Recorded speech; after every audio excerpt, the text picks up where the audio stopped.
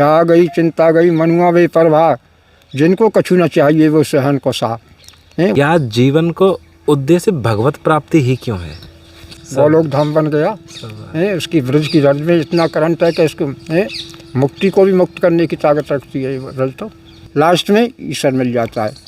मगर कोई आप केंद्र बिंदु किसी भी प्रतिमा को ठाकुर जी को लेकर के करने लग जाना, हृदय में जब ध्यान करोगे आप, ये बहुत गोपनीय बात बता रहा हूँ मैं, जब आप पूछ रहे हो इस जंगल में धड़धड़ने का यही लेखा, जो भीतर सो बाहर देखा। तो ये दावा देता हूँ मैं कि भगवान है, ये मैं कहता हूँ ईश्वर है, साक्षात है, और जो प्राप्त करना चाहे तो मिलता है। वो देखो नित्य युग धर्म हो सबके रे, हृदय राम माया के पेरे। आज कल हो गए, कल सतयुग था। मैं तो ये कहता हूँ मनुष्य मात्र को अधिकार है, कोई थोड़ी हो क्या बाबा जी पे रजिस्ट्रेशन है कि हमको मिल रहा है तो दूसरे को नहीं मिलेगा। ईश्वर ऐसा कुछ नहीं है कि ईश्वर को प्राप्त करने का प्रत्येक जीव को अधिकार है करने का, और मैं दावा देता हूँ कर सकता है वो।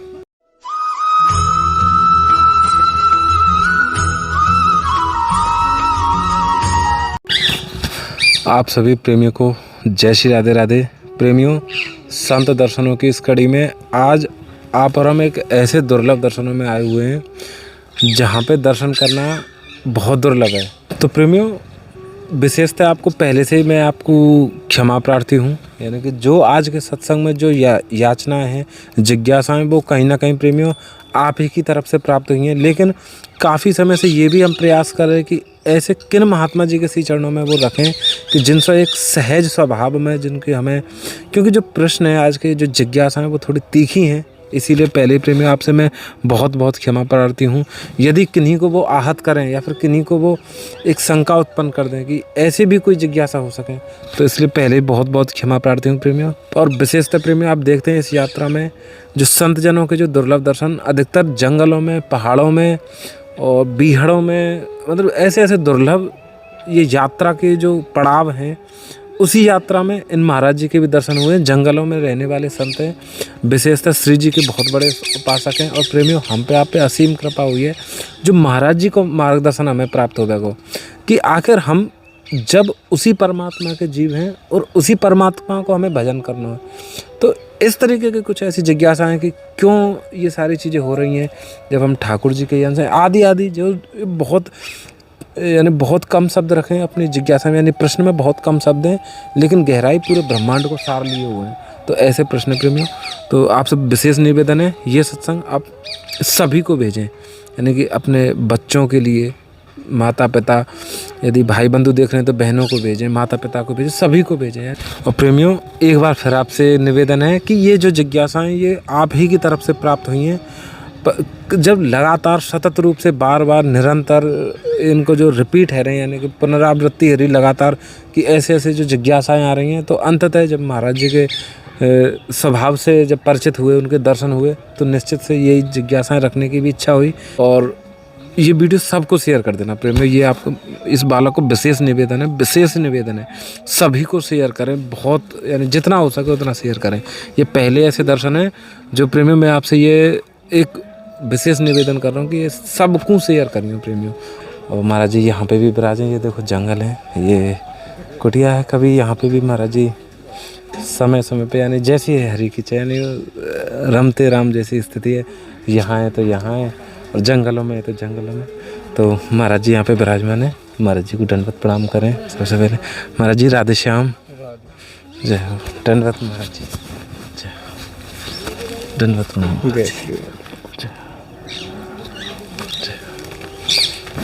महाराज जी। काफ़ी समय से इच्छा है कि आपके दर्शन हो में, और महाराज जी सर्वप्रथम राधा रानी की जब होता है। महाराज जी सर्वप्रथम आपके स्वास्थ्य बता दो, स्वास्थ्य कैसा है? स्वास्थ्य सही है, चल रहा है। संत कभी बीमार नहीं होता है, महात्मा कभी बीमार नहीं होता है। सात बीमारी संत को नहीं होती है कभी, संत तो स्वस्थ ही रहते हैं। जो भगवान का चिंतन करता है, स्मरण करता है, वो है औषधि तो लेते ही रहते हैं तो हर समय ठाकुर जी के नाम के। संत को कभी बीमार नहीं होते हैं, कोई ऐसी असाध बीमारी महात्मा को नहीं होती है।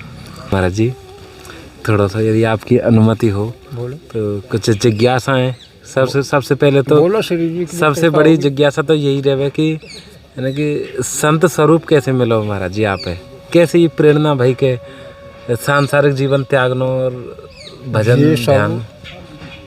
श्री जी की, ठाकुर जी की कृपा से होता है, बिना कृपा से नहीं होता। हम धीरे धीरे प्रार्थना जब करते रहेंगे ठाकुर जी से समर्पण होकर के सच्चे मन से, तो स्वयं ही अपने आप वो मनोवृत्ति बदल जाती है, बदल जाती है। तो फिर धीरे धीरे चाहे कहीं भी रहे हो, तो उसको अपने आप ऑटोमेटिक ठाकुर जी ले आता है। उसको स्वयं प्रभु ही करता है और कुछ नहीं करता है। हम कहें कि हम बन गए, हम कौन है? ये तो एक शरीर है। शरीर क्या कुछ होता है क्या? ये तो शरीर है, नासमान है। तो इसमें सोचना पड़ता है केवल, बुद्धि से सोच लो। ठाकुर जी श्री जी अपने आप स्वयं कर देती है सब कुछ का, स्वयं अपने आप ले आती है। महाराज जी कभी कभी जैसे कि एक साधारण सो मत, यानी कि एक विचार सो आता रहे जैसे सांसारिक जीवन में, जो कहीं ना कहीं जो सत्संगियों की तरफ से प्राप्त हुए, जो आपके दर्शन करेंगे तो उनके मन में जिज्ञासा उठे, तो उनके कछु जिज्ञासा रहे में वो कहें कि हमारी भी साधु बनने की बड़ी इच्छा है, यानी कि त्यागने की बड़ी इच्छा है कि हम भी संसार त्याग दें, गृहस्थ त्याग दें। तो महाराज जी यानी एक इच्छा के बसीभूत है कि भी संत बनो जा सकेगा? देखो, साधु महात्मा, अब महात्मा तो विदुर जी को भी बोलते थे, गृहस्थ में रहते थे ना जी। महात्मा तो भगवान कृष्ण को भी बोलते थे, गृहस्थ में रहते थे। अर्जुन को भी बोलते थे, युधिष्ठिर को भी बोलते थे, भगवान राम को भी बोलते, भरत जी को भी बोलते थे। महात्मा तो जनक को भी बोलते थे। तो ऐसा नहीं कि गृहस्थ में रहता है, वृक्ष में रहता है कि भेष बनाने से महात्मा हो जाता है। अभी हमने भेष बना लिया, बाल रखा लिए, दाढ़ी वाड़ी रखा ली और वो हो गया, जटाल हो गई तो महात्मा हो गया। महात्मा अपनी आंतरिक वृत्ति से होता है जो कुछ होता है। आंतरिक वृत्ति हमारी साफ होंगी, समाज के प्रति हम जीव मात्र से प्रेम करेंगे, प्रत्येक जीव से हमारा प्रेम होगा। वहाँ जातिवाद और धर्मवाद का कोई नाटक नहीं होगा। सब समान होते हैं उसके लिए, संत के लिए तो सब समान है। संत को कोई वो थोड़ी है कि भाई पंडित जी आ गए तो पंडित जी बैठ जाओ और वो आ गए तो तुम अलग हट जाओ, नहीं। उससे कोई मतलब नहीं है। समभाव, समदृष्टि, समशुद्धि है। आया गीता जी में अभ्यम सत्य समशुद्धि ज्ञान योगम स्थिति दानम नैश्रज्ञ स्वाध्याय पार्जम अहिंसा सत्यम क्रोध शांति प्रश्नम दया भूतेश लोलुप्तम मार्गम अभिचापलम तेज क्षमा ग्रस्तौचुम द्रोणात्मानता भवंत संपदिम दैवीम जातस भारत। दैवी संप्रदाय को प्राप्त हुए पुरुष के 26 लक्षण होते हैं। अब मैं पूछ रहा हूँ पहला लक्षण बता दो किसी में। अव्यम तो ये है कि भय से रहित हो जाना। फिर काहे की भीड़ लेकर के चलते हैं, महात्मा तो अकेला रहता है, शेर होता है तो उसको फिर भय का जब वह ही नहीं है उसको। अव्यम भय से रहित हो जाना। क्या? भय से रहित हो जाना। अव्यम सत्यम, सत्यवाणी बोलना। समशुद्धि, सबको समान। आइए ना, वो समशुद्धि सबको समान देखना है। वहाँ कोई अब ये थोड़ी है कि भाई तू ऐसा है, ऊँचा है और तू नीचा है, तू फलाना है, वो ऐसा है, तू ऐसा है, वो ऐसा, कुछ नहीं है। सब समान है। संत के लिए तो सब समान है भैया, हैं। और अब ठीक है, अब जो अब हम किसी की कुछ आके अपनी अपनी सब लीला अलग अलग होती हैं आदमी की, मगर उसको भीड़ भाड़ और फलाने मांगबाजी में कोई ज़्यादा वो नहीं रहता है। प्रसंगबाजी में बिना मतलब की भीड़ भाड़ में रहना करना। कहीं भी रहे, घर में रहो, अपने एकांत कमरा में भजन करिए, आराम से शांति से करिए, हैं। प्रपंच नहीं रहता। या नशा सर्वभूतानां तस्याम जागृति संयमी जस्याम जागृति भूतानि सा नशा पश्तो में संसार सोता है। आप जगिए, भगवान का चिंतन करिए, कितना आनंद आएगा, हैं। आएगा कि नहीं आएगा? आनंद आएगा कि नहीं आएगा? बिल्कुल आनंद आएगा ठाकुर जी की। तो शांत वातावरण रहता है। प्रभु को कोई बच सकता है। जीव मात्र को अधिकार है उसके भजने का और उसे प्राप्त करने का। उसमें कोई ऊंचा नीचा, छोटा मोटा बड़ा सब समान होते हैं, क्योंकि सब उसी की तो संतान है जी। हाँ, इसमें भेद होता है थोड़ा। 2 प्रकार के मनुष्य गीता जी में बताया है। दौभूत सर्गो लोकेश में दैवासुरेव देवो विस्तरसो प्रोक्तम आसुर पाचमें। सृष्टि मात्र में 2 प्रकार के पुरुष होते हैं, मनुष्य होते हैं। एक देवताओं जैसा, दूसरा असुरों जैसा। जो अच्छे कर्म करता है वो देवता है और दुष्कर्म करता है वो राक्षस है। अब कोई भी दुष्कर्म कर रहा है, मान लो मैं करूँगा तो मैं राक्षस हूँ, मैं राक्षस हो गया। भगवान का चिंतन करे, श्री जी का नाम ले, इससे बढ़िया और क्या होगा। और यार सनातन धर्म तो हमारा इतना ज़बरदस्त चैलेंज देता है कि ईश्वर को प्राप्त करने का प्रत्येक जीव को अधिकार है करने का। और मैं दावा देता हूँ कर सकता है वो, ज़्यादा नहीं। भगवान की तरफ आए थोड़ा। हर जीव नहीं, मनुष्य, इसमें विवेक होता है थोड़ा जी, है। महाराज जी जैसे कभी कभी जैसे कि एक सामान्यतः ग्रस्त में जब हम हूँ मैं यानी हमारी ग्रस्त की कुछ जिम्मेदारी हमारे ऊपर हूँ मैं तो हम महाराज जी कभी कभी ऐसे कर्म करें यानी कि कुछ निर्णय ऐसे ले में जो हमारी तरफ तो कुशल है यानी कि हमारे लाभदायक हैं लेकिन कहीं ना कहीं काउ दूसरे जीव को तो वहाँ पे हानि होगी यानी काउ प्राणी की। तो महाराज जी बाह्य स्थिति को जो हमारे कर्म तो लाभ लोभ अधिकारी, जब लाभ होता है तो लोभ बढ़ता चला जाता है, वहाँ उसको छोड़ना पड़ेगा। जिम गोस्वामी जी ने लिखा है ना मानस में, जिम प्रति लाभ लोभ अधिकारी, लोभ लाभ होगा तो लोभ बढ़ेगा। तो ऐसा अनर्थ का लाभ नहीं करना चाहिए। नंबर इससे आप कमाओ, आपको भगवान उसमें देगा, उस पर छोड़ करके तो देखो संसार में रहो। संसार में क्या है, आप धंधा नहीं करोगे अपना, ऐसे तो सभी महात्मा बन जाएंगे फिर जंगल में रहने लग जाएंगे सब, ऐसे थोड़ी है। संसार में रहे प्रभु को याद रखें। संसार में ऐसे ऐसे वक्त हुए हैं, ऐसे ऐसे संत हुए हैं जिनको महात्मा बोला है, तो लगभग ज़्यादातर तो संसार में हुए हैं कि नहीं? जी ज़्यादातर तो संसार में हुए, रहते हुए हैं। जी जी तो ये कैसे हैं क्या, मतलब निकल गए, अपना शांति नहीं मिलती। अब मान लो जो मकान में किसी में शांति नहीं मिल रही तो जंगल में चले गए, पेड़ के नीचे बैठे हैं। ध्यान लगना है, भगवान को याद करना है, किसी भी स्थिति में करिए आप, ईश्वर को याद रखिए। मैं तो ये कहता हूँ मनुष्यमात्र को अधिकार है, कोई यूँ थोड़ी हो क्या बाबा जी पर रजिस्ट्रेशन है कि हमको मिल रहा है कि दूसरे को नहीं मिलेगा। ईश्वर ऐसा कुछ नहीं है। कितने सरल वचन महाराज जी, सबको मिल रहा है, उसके शरण जाने पर सबको मिलता है। प्रभु हमारा श्री जी तो हमारी इतनी दयालु है कि इतनी दयालु है कि माँ में कितनी करुणा होती है, आप बताओ। माँ तो माँ ही होती है, उसका तो पैमाना ही नहीं है, सब तुलना माँ से ही करती हैं। तो जगत जननी है जिसमें भी राधा रानी, तो भगवान कृष्ण की आत्मा है। महाराज जी एक मन में एक ऐसी जिज्ञासा रहे हर समय कि जैसे हम गृहस्थ आश्रय में हैं और गृहस्थ आश्रय में कहीं ना कहीं हमारे ऊपर जो अभी जैसे जो मैं जिज्ञासा कर रहा हूँ भाई, मैं एक आगे भी एक जिज्ञासा ही कि जैसे हम अपने गृहस्थ आश्रय के लिए कहीं ना कहीं हमारी सबसे पहला धर्म ये बने कि हमारे ऊपर जो जिम्मेदारी हैं वो सकुशल हों यानी कि स्वस्थ हों। उन जिम्मेदारियों को अपने ऊपर ना लेते हुए प्रभु पर टाल करके चलो, श्री जी पर डाल के चलो कि हम नहीं कर रहे हैं, इनको करने वाली श्री जी, और मन से डाल करके चलो। आप मन से डालोगे आप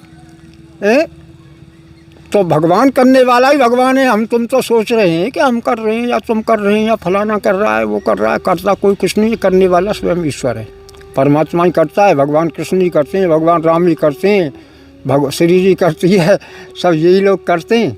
मगर निमित्त बन जाता है आदमी, निमित्त मान लेता है अपने को, वही धोखा खा जाता है। अर्जुन से सब बोला नहीं भगवान कृष्ण ने, सर्वधर्मान् परित्यज्य मामेकं शरणं व्रज, सबको छोड़ दो उथल पथल को, इधर उधर की को, मेरी शरण में आ जा। तो महाराज जी जैसे यदि ईश्वर के ऊपर डाल के चलो ना उस बात को। यदि महाराज जी जैसे कि हमने अपने परिवार के हित के काजें दूसरे जीव को अहित कर दियो, दूसरे परिवार को अहित कर दियो, यानी एक तरीका से वो तो पाप है। तो बा कर्म की गति क्या होगी हमारी? उस कर्म की तरी है कर्मण्येवाधिकारस्यते मा फलेषु कदाचन। कर्म जैसा करेगा वही जीव भोगेगा।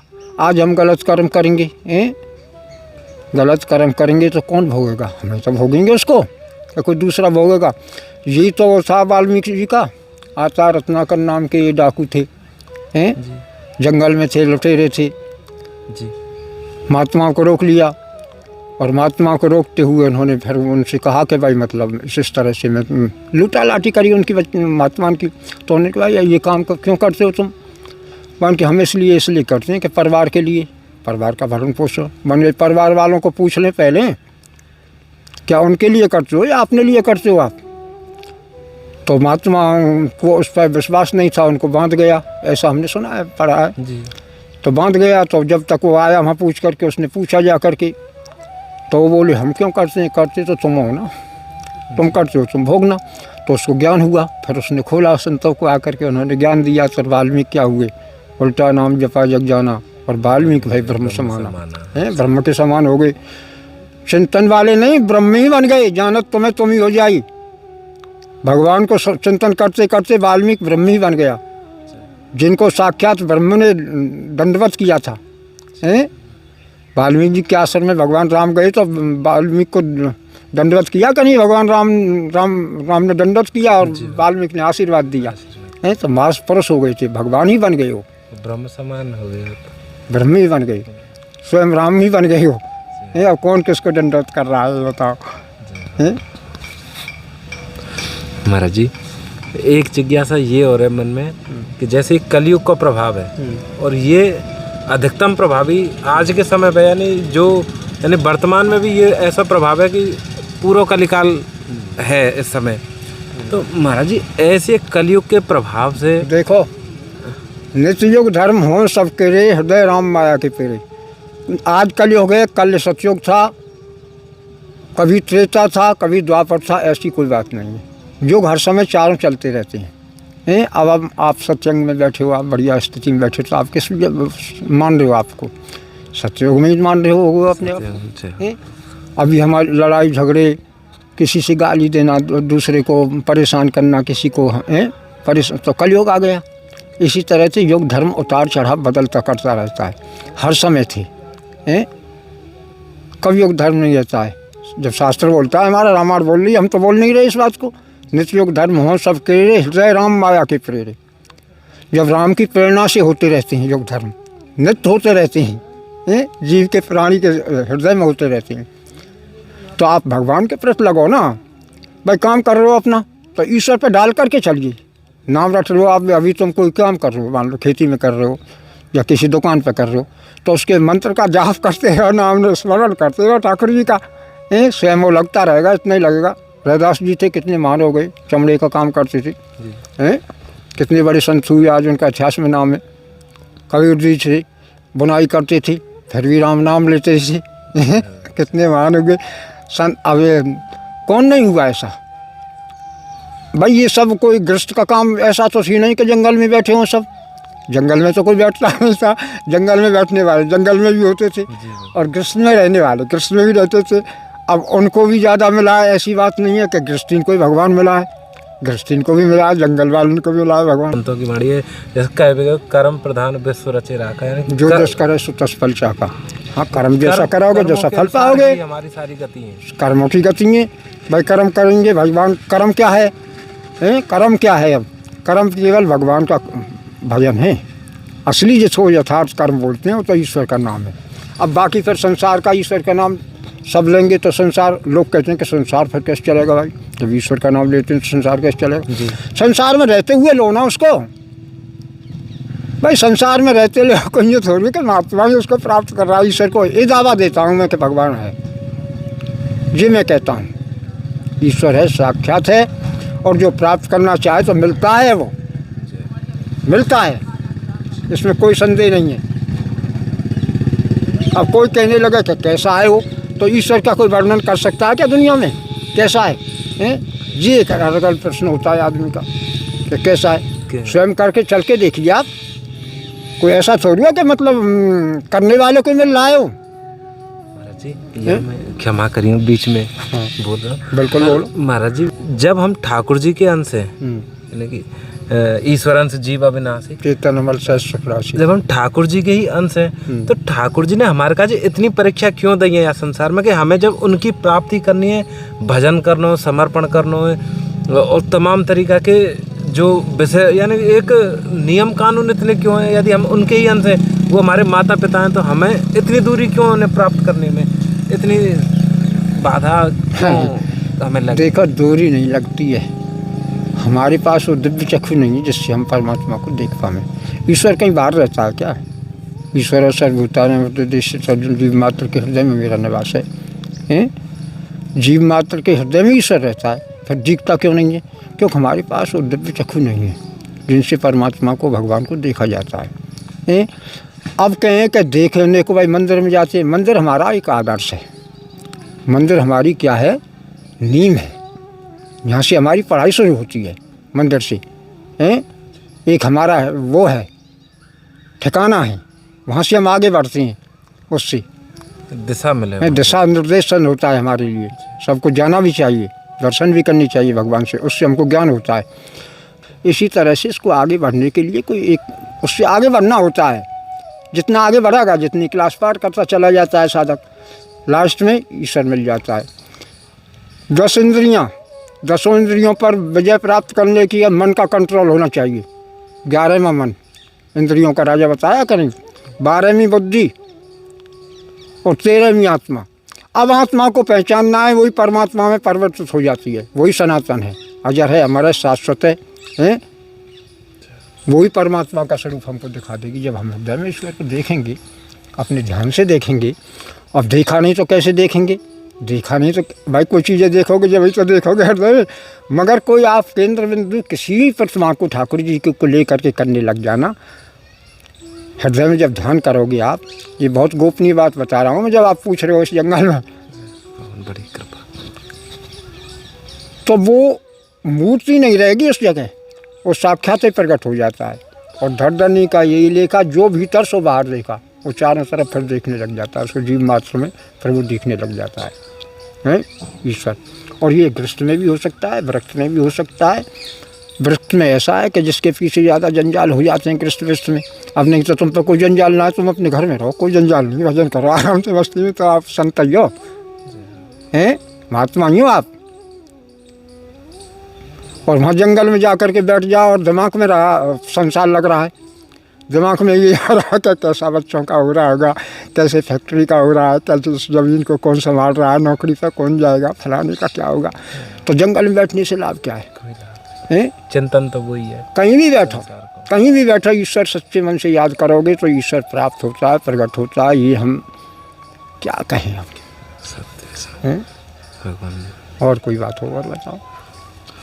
भगवान ये कहना कि ये बाल बुद्धि है और ऐसा कह गई है, यानी जो मैं जिज्ञासा करूँ। नहीं, आप निष्फकर करो बच्चा और जाओ में ब्रजवासी हो तुम तो। ये ब्रजवासी की बाल बुद्धि ना हो, ब्रजवासी की तो बहुत बड़ी बुद्धि होती है। कोट कोट करोड़ों करोड़ जन्म भजन करने के बाद ब्रज में जन्म होता है, ब्रजवासी साधारण नहीं होता जी। अपने आप को मान लिया उसने, ये उसकी एक कमी समझ लो या उसमें आत्मबल मत समझो। ये ब्रजवासी से बड़ा कोई नहीं होता है। और जिसमें भी ब्रजजन वासी इतना बड़ा होता है, ब्रजजन की तो बातें छोड़िए तो कितना बड़ा हो जाएगा। आप तो ब्रजवासी हो, ब्रजजन हो, ब्रज में पैदा हुए, सब बात है। ब्रजवासी से बड़ा कोई होता है क्या? कोई मानता है, कोई शास्त्र बताता है कि हमारा भगवान आ गए इनके लिए, तो भगवान आ गए, श्री जी आ गई, ठाकुर जी आ गए, सब देवता आ गए हैं पृथ्वी पे, ब्रज में आ गए, सब गोलोक धाम बन गया। उसकी ब्रज की रज में इतना करंट है कि इसको मुक्ति को भी मुक्त करने की ताकत रखती है ब्रज तो। जी संतों ने बहुत सुंदर वर्णन करा है महाराज जी। जो जिज्ञासा करूँ एक बताओ, ऐसा कहे कि मैं वह पचा नहीं पाऊँ जो जिज्ञासा नहीं, खुल के बोलिए जो करना है। मैं जानता हूँ श्री जी बोलेगी, ये मैं क्या बोल रहा हूँ, वो बोलवा रही है। ताकत किसकी है बोलने की?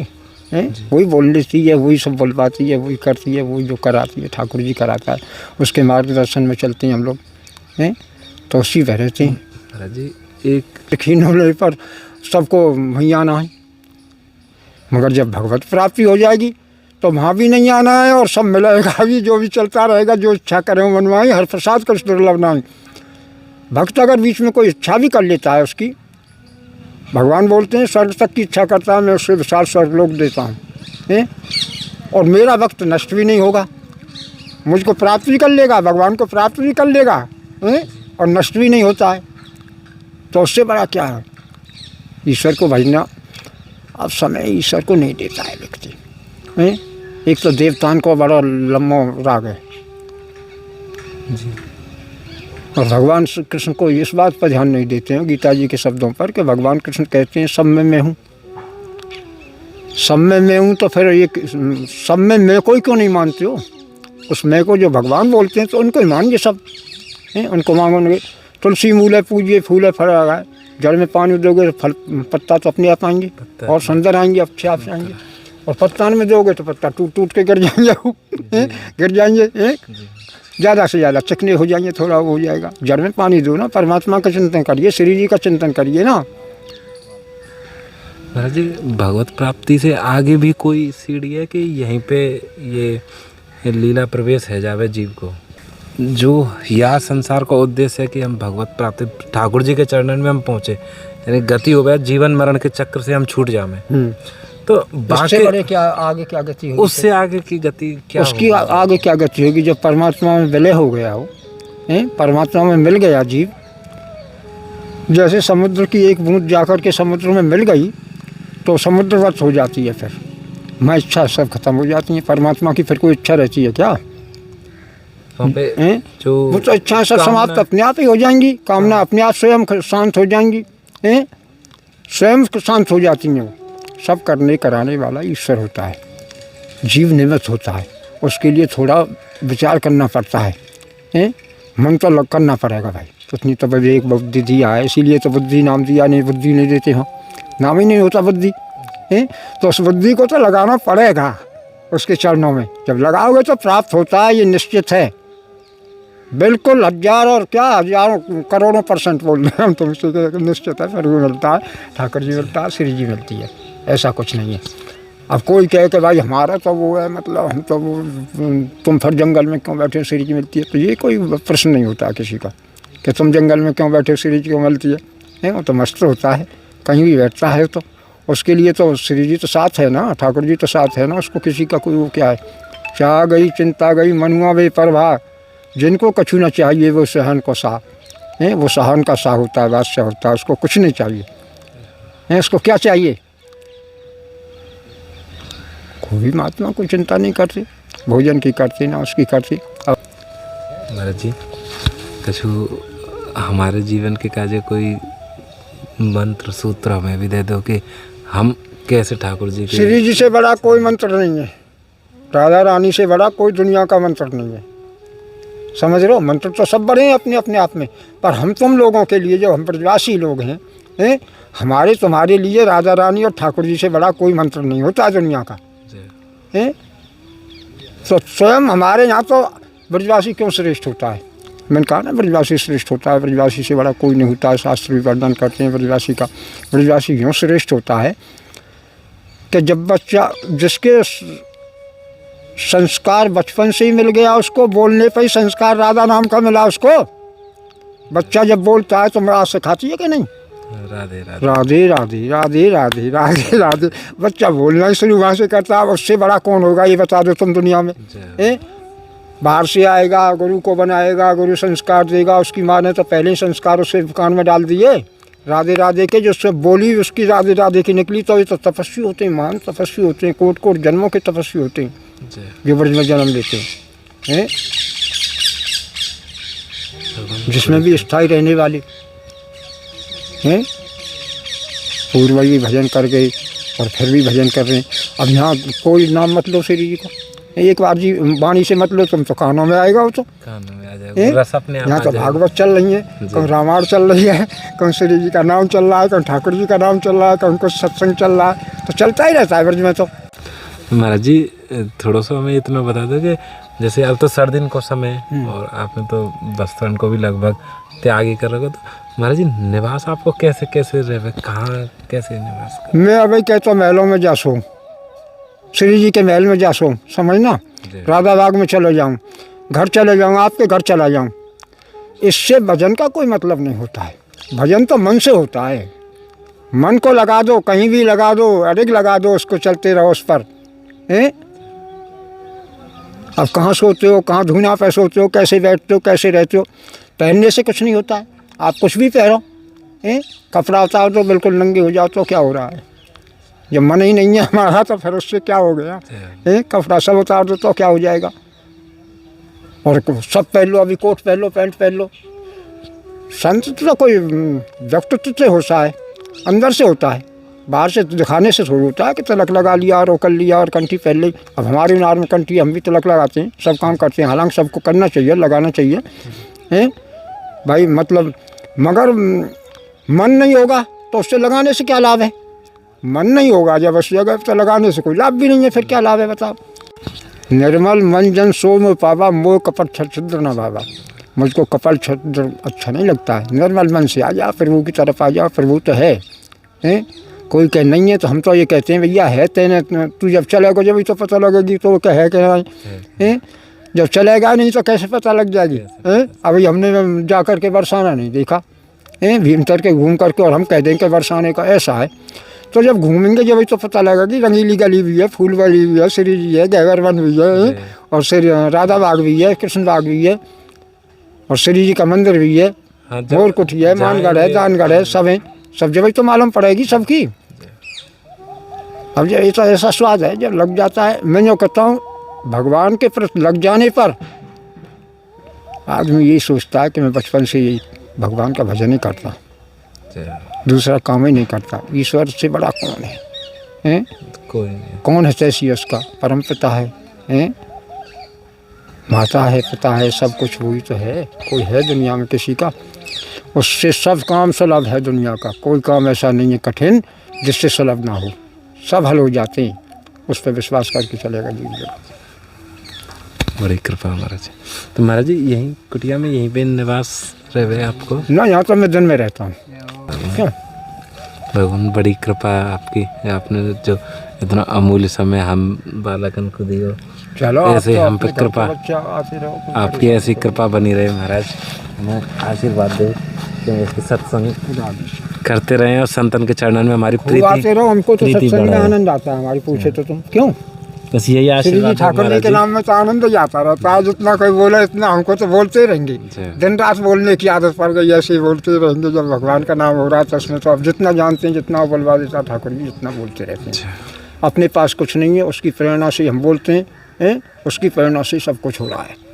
अपना कोई कैसे भी मान ले कि नहीं वो हो रहा है, वो हो रहा है, हो उसी की प्रेरणा से रहा है। सब वही करने वाला है, वही कराने वाला है, वही सब कुछ वो है, केवल एक है श्री जी ठाकुर जी। जय हो, धन्यवाद। जय श्री राम, जय श्री राम, जय हो, धन्यवाद।